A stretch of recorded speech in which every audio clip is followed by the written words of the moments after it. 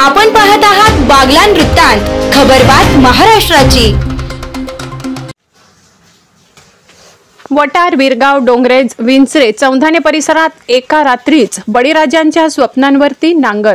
परिसरात परतीच्या पावसाने शेतपिकांचे नुकसान।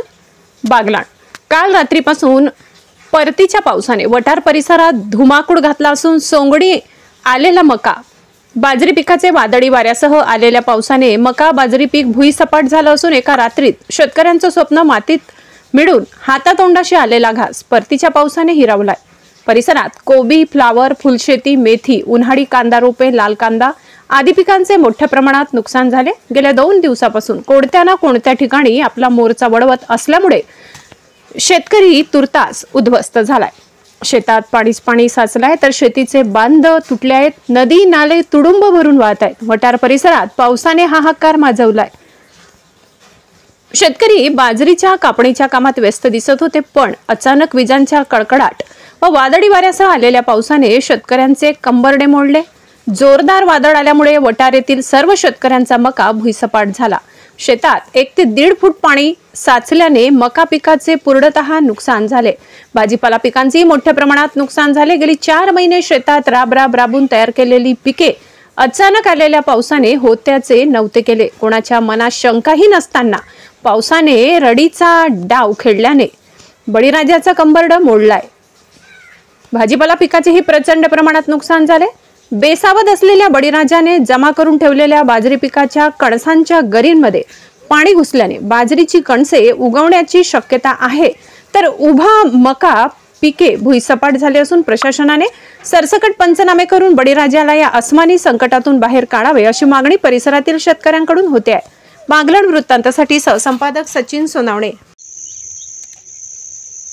नमस्कार शेतकरी मित्र।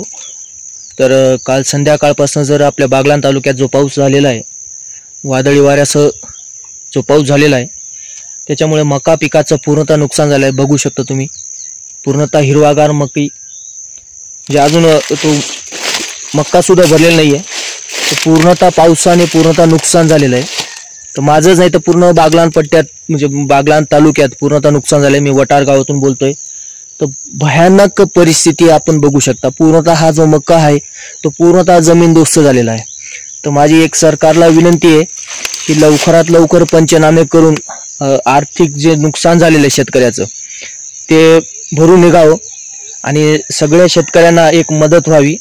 यानुसार सगळ्यांनी पंचनामे करून, सगळ्या शेतकऱ्यांचे पंचनामे करून त्वरित लवकरात लवकर या पिकाचं जे नुकसान झालंय याची त्वरित भरपाई व्हावी ही माझी सरकारला विनंती आहे। लवकरात लवकर ओला दुष्काळ जो आहे तो जाहीर करावा, कारण पूर्णतः नुकसान आहे। तुम्ही बघू शकता की म्हणजे सगळीकडेच पूर्णतः नुकसान झालेलं आहे। माझंच नाही तर म्हणजे अख्ख्या बागलाण पट्ट्यात पूर्णतः नुकसान झालं। महाराष्ट्रात तर झालेलंच आहे, पण इथेही बघू शकता की बागलाण तालुक्यात पूर्णतः नुकसान झालेलं आहे। संध्याकाळपासून जो पूर्णतः वादळी वाऱ्यासह इतका जबरदस्त तुफान पाऊस झालेला आहे की त्यामुळे होत्याच नव्हतं झालेलं आहे। त्यामुळे शेतकरी खूप हवालदिल झालेला आहे। काय करावं काय नाही असं सूचना असं झालेलं आहे। पूर्णतः असं काय करावं आणि काय नाही काही समजायला मार्ग नाही। धन्यवाद।